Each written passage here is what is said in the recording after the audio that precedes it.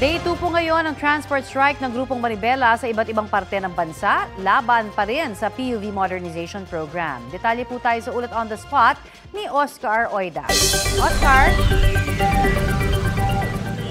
Yes, Connie, nakausap natin si Manibela Chairman Mar Balbuena at ayon sa kanya ay patuloy na hindi babiyahe ang kanilang grupo ngayong araw. Kaugnay nito ay nagsasagwa sila ng mga strike centers sa iba't ibang bahagi ng Metro Manila. No? Sa Metro Manila, tulad ng kinaroro natin dito sa may Parañaque, meron din daw silang at least 8 sa NCR.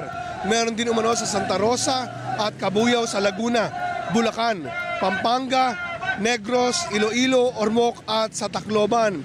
Ang patuloy umano nilang pinagsisigawan ay huwag silang tanggalan ng trabaho na kapag consolidate man o hindi para sa PUV Modernization Program.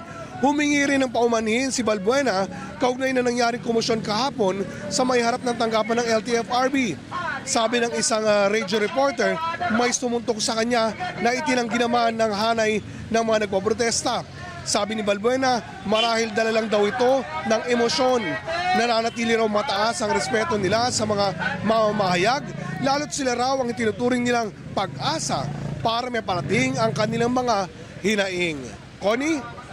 Maraming salamat, Oscar Oida. Kapuso, para sa mga maiinit na balita, mag-subscribe sa GMA Integrated News sa YouTube.